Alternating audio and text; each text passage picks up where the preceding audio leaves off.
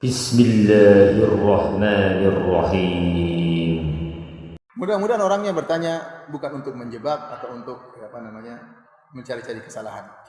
Apalagi zaman sekarang ini kita sering diadu domba. Pertanyaan, ayah ibu Rasulullah di surga apa di neraka? Ini pertanyaan sering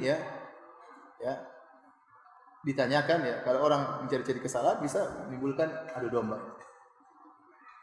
Namun saya ingin jawab karena ini bertanya tentang ilmu. Saya katakan para hadirin hadirat yang dirahmati oleh Allah Subhanahu wa taala bahwasanya kita sangat mencintai Nabi sallallahu alaihi wasallam. Dan kita sedih apa yang disedihkan oleh Nabi sallallahu alaihi wasallam dan kita gembira apa yang digembirakan oleh Rasulullah sallallahu alaihi wasallam.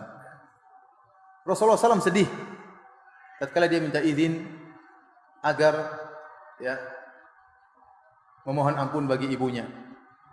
Allah tidak mengizinkan. Dan kalau Rasulullah SAW minta izin untuk menziarahi ibunya, maka diizinkan oleh Allah Subhanahu wa taala. Kemudian juga tatkala ada seorang bertanya kepada Nabi SAW, di mana ayahku? Kata Rasulullah SAW, ayahmu di neraka. Kemudian ini dalam Sahih Muslim. Ketika orang itu sedih, kata Rasulullah SAW, inna abi wa abaka finnar. Sungguh ayahku dan ayahmu di neraka. Taib. Masalah ayah ibu Nabi di neraka atau tidak masalah yang gaib.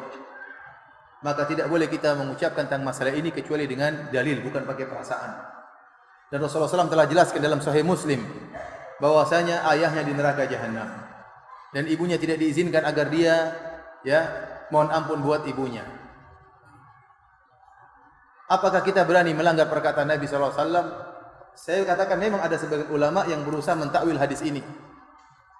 Mengatakan, oh maksudnya ayahku dan ayahmu di neraka, maksudnya pamanku di neraka, yaitu Abu Talib misalnya. Tapi ini dibantah oleh Imam Nawawi rahimahullah. Imam Nawawi rahimahullah, ini apa yang saya sampaikan ini terdapat dalam buku Al-Minhaj Syarah Sahih Muslim. Imam Nawawi tegas dalam hal ini menjelaskan ayah dan ibu Nabi SAW di neraka jahanam. Oleh karenanya, di antara dalil yang menguatkan bahwasanya ayah dan ibu Nabi SAW di neraka jahanam, bahwasanya saya tidak pernah mendapati doa Nabi mohon ampun buat ayah ibunya. Antum pernah dapati doa Nabi SAW berdoa, Rabbi gufirli wali walidayya? Pernah? Ada atau tidak? Padahal sebagai anak yang berbakti dia harus sering mendoakan kedua orang tuanya. Tapi saya tidak pernah menemukan Nabi berdoa, Rabbi gufirli wali walidayya. Yang ada dalam Al-Quran, Allah merintahkan kita berbakti kepada orang tua. Allah berkata, wa qur rabbirhamhuma kama rabbayani shaghira. Tetapi doa Nabi sendiri, antum baca buku hadis-hadis, tidak akan antum mendapati Rasulullah SAW mengatakan, ya Allah ampunilah aku dan ampunilah kedua orang tuaku. Jadi saya lebih condong kepada pendapat Imam Nawawi yang menjelaskan bahwasanya karena Rasulullah SAW menjelaskan kedua orang tuanya di neraka, maka kita ikuti perkataan Rasulullah SAW. Kita mendahulukan hadis daripada perasaan. Kita mendahulukan hadis Nabi, sabda Nabi daripada perasaan. Saya tidak berani mengatakan ayah Nabi di surga. Saya enggak berani. Nabi bilang di neraka. Apakah saya bantah Rasulullah SAW? Saya enggak berani. Kalau Anda punya dalil ayah Nabi di surga, saya akan mengatakan. Saya ikuti, karena ini masalah gaib. Saya akan ikuti apa yang diucapkan Nabi. Datangkan dalil yang sahih bahwasanya ayah Nabi di surga. Apa susahnya bagi saya mengatakan ayah Nabi di surga? Tidak ada susahnya kalau ada dalilnya. Justru saya pingin ayah Nabi di surga karena itu ayahnya Rasulullah SAW. Justru saya ingin ibunya Nabi di surga, itu ibunya Nabi SAW. Nabi sedih tatkala mengunjungi kuburan ibunya sampai Nabi menangis, wa abka man haulahu, para sahabat juga ikut nangis. Tetapi kalau tidak ada dalilnya, masa saya berani ngomong sesuatu yang tidak ada dalilnya? Baik, ada yang mengatakan ada hadis menunjukkan Rasulullah SAW menghidupkan kembali kedua orang tuanya, suruh masuk Islam, akhirnya masuk surga. Hadisnya lemah, hadisnya palsu, tidak kuat dibandingkan dengan hadis dalam Sahih Muslim. Dan wallahu alam ada hikmah di balik itu. Wallahu alam bisawab. Kita tidak tahu ada hikmah apa yang Allah kehendaki. Tapi pasti ada hikmahnya. Ada yang mengatakan dengan perasaannya, Ustaz, bagaimana ibu Nabi masuk neraka sementara Nabi pernah di perutnya selama 9 bulan? Saya bilang dia punya jasa. Namun demikian Allah mentakdirkan, sebagaimana Allah mentakdirkan ayah Nabi Ibrahim masuk neraka jahanam. Padahal Ibrahim tidak muncul kecuali melalui air mani ayahnya. Iya atau tidak? Kemudian saya sampaikan juga bahwasanya jasa Abu Talib lebih besar daripada jasa Ibu Nabi sekedar mengandung. Abu Talib rela mati membela Rasulullah sallallahu alaihi wasallam sehingga tersebarlah dakwah tatkala itu.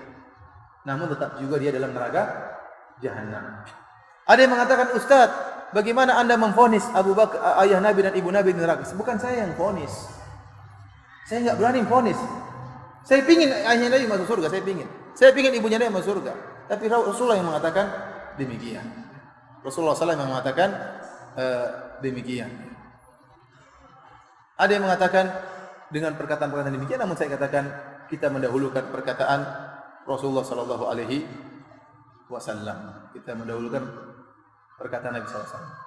Syubhat yang paling kuat dalam masalah ini kata mereka bahwasanya ayah Nabi dan ibu Nabi dulu di masa fatrah belum datang dakwah kepadanya. Dan Allah berfirman, "Wa ma kunna mu'adzibina hatta nab'atha rasula." Dan kami tidak akan mengadab satu kaum sampai kami mengutus rasul. Nah, ayah dan ibu Nabi belum ada rasul tatkala itu, bagaimana divonis neraka? Saya kata ini sudah dibantah oleh Al-Imam Nawawi. Ya, bahwasanya ada orang-orang sebelum Nabi datang sudah divonis dalam neraka jahanam. Contohnya Amr bin Luhai Al-Khuzai. Amr bin Luhai Al-Khuzai dalam Sahih Bukhari, Rasulullah SAW mengatakan, "Ra'aitu Amr bin Luhai Al-Khuzai yajurru qasbahu finnar." Aku melihat Amr bin Luhai Al-Khuzai menggeret ususnya di neraka jahanam. Kenapa? Li'annahu awwalu man sayyaba as-sawa'id. Karena dia orang yang pertama kali mengkeramatkan onta dan kambing-kambing tidak boleh dinaiki dan tidak boleh disembelih dan macam-macamnya. Dia yang pertama kali membuat kesyirikan membawa kesyirikan ke Jazirah Arab. Waktu itu Nabi belum ada. Tetapi ingat, ada dakwah tauhid, oleh karenanya ada orang-orang yang disebut oleh para ulama dengan al-ahnaf. Orang-orang berada di atas agama tauhid, seperti contohnya Waraqah bin Naufal.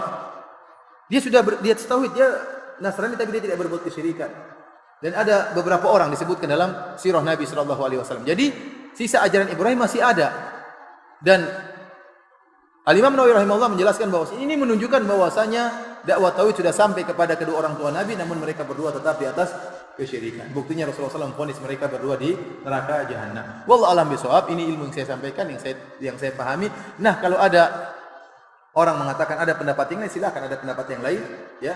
Dan saya berharap pendapat tersebut lebih bagus dari pendapat saya yang menyatakan Nabi, ayahnya dan ibunya di surga. Saya ingin ayah dan ibu Nabi di surga. Namun saya tidak bisa berbicara dengan hawa nafsu, saya harus ikut dalil. Kalau ada dalilnya saya akan ikuti. Kalau enggak, saya tetap kembali kepada sabda Nabi sallallahu alaihi. Alhamdulillahi rabbil alamin.